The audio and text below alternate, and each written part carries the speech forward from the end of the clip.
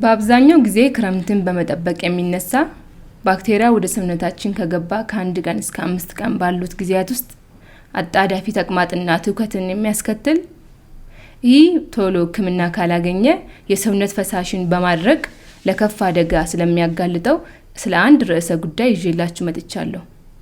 ሰላም ጤና ይስጥልን። ጤና መኮንንና ያንቱ ፋንታውን እባላለሁ። ለቻናላችን አዲስ ከሆናችሁ ሰብስክራይብ፣ ቪዲዮውን ላይክ አድርጉ። ዛሬ ይዤላችሁ የቀረብኩት ስለ ኮሌራ ይሆናል። ኮሌራ በእንግሊዘኛ አኪዩት ወተሪ ዲሃሪያ ሲሆን በእኛ በተለምዶ አተት ይባላል። አተት ምህጻረ ቃል ሲሆን አጣዳፊ ተቅማጥና ትውከት ማለት ነው።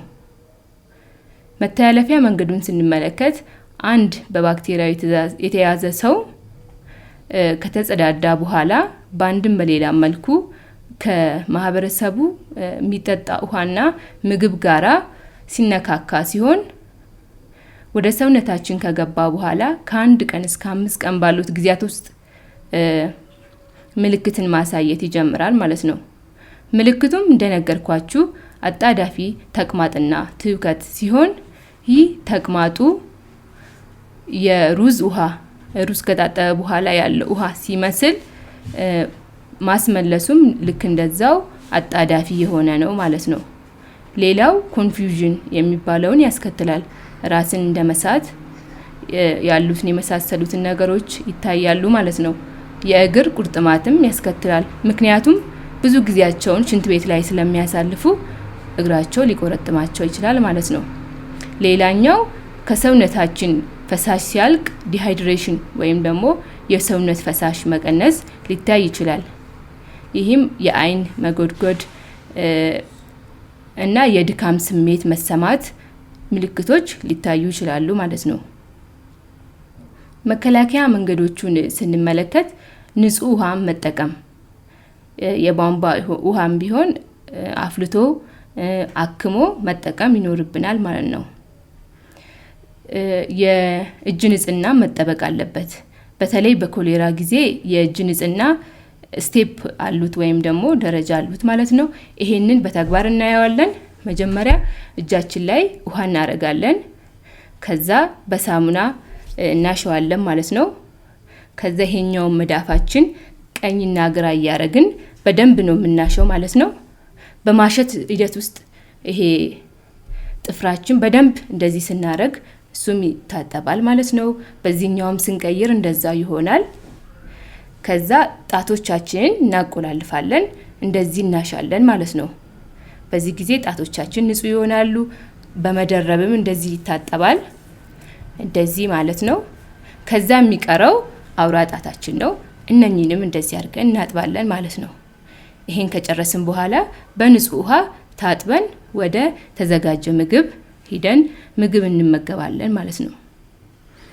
የሕክምናውን ሂደት ስንመለከት ሞሮፍ የሚያመጣው ዲሃይድሬሽን ወይም ደግሞ ከሰውነት ፈሳሽን የመቀነስ ስለሆነ ፈሳሽን የመተካት ስራ ይሆናል ማለት ነው። በአፍ የሚወስድ ከሆነ ኦአርኤስ እንሰጣለን። እንደዛ ካልሆነ ግን በደም ስር የሚሰጠውን በተለምዶ ግሉኮስ የሚባለውን በእኛ ሪንገር ላክቴትን እንሰጣለን ማለት ነው።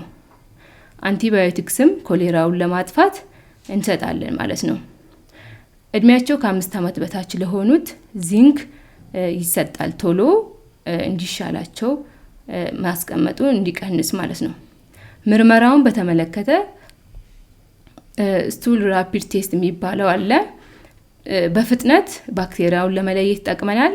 እሱ ተሰርቶ ኮሌራ ከተገኘ አይዞሌሽን ሩም ላይ እናረጋቸዋለን። ፔሸንቶቹን ለብቻ አድርገን የተለየ እንክብካቤ ይደረግላቸዋል ማለት ነው። ስቱል ካልቸርም የሚባል ሕክምና አለ፣ ምርመራ አለ ማለት ነው።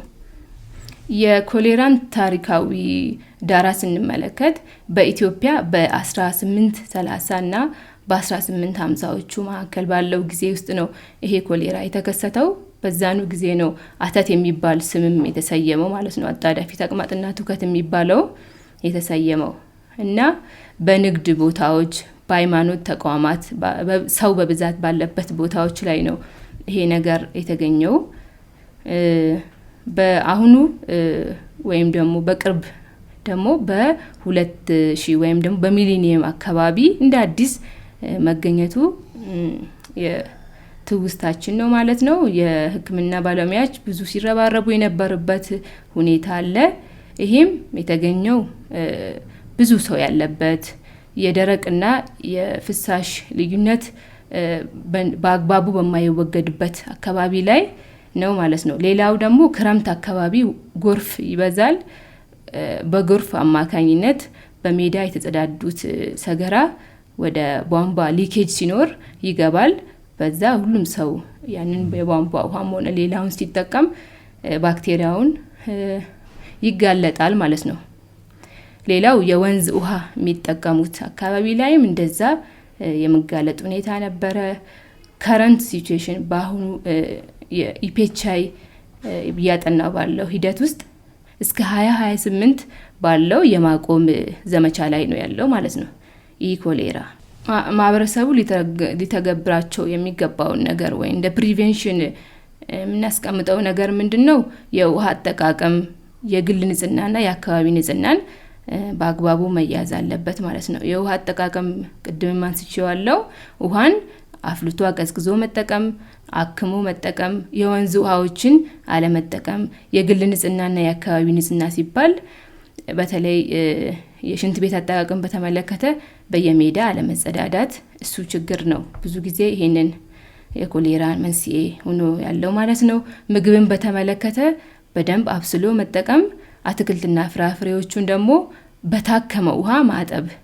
ምክንያቱም በየመንገዱ አሁን ክረምት አካባቢ ያው የሚሸጡ ነገሮች አሉ፣ በየመንገዱ ገዝተን የምንበላው ነገሮች ይኖራሉና እሱን በታከመ ውሃ አጥበን መጠቀም ይኖርብናል ማለት ነው። ይህ ሲሆን ነው የኮሌራን ወይም ደግሞ የአተትን ህመም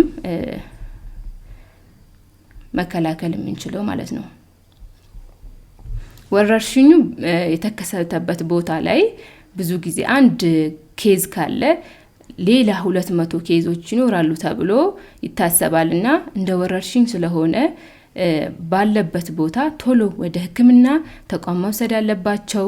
ቤት ውስጥም ቶሎ የማይደርሱ ከሆነ ኦአርኤስን ማዘጋጀት ይቻላል። ይሄ የሚዘጋጀው 6 የሻይ ማንኪያ ስኳርና ግማሽ የሻይ ማንኪያ ጨው በመጨመር በ1 ሊትር ውሃ ፕሪፐር ማድረግ እንችላለን።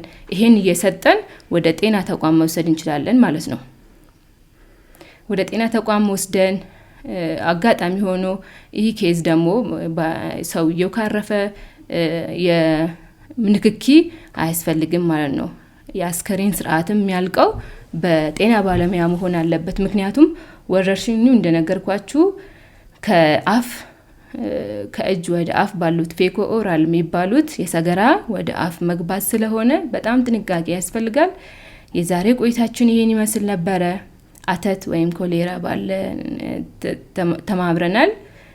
ሀሳብ እና አስተያየት ካላችሁ ኮሜንት ላይ አስቀምጡልኝ። አመሰግናለሁ።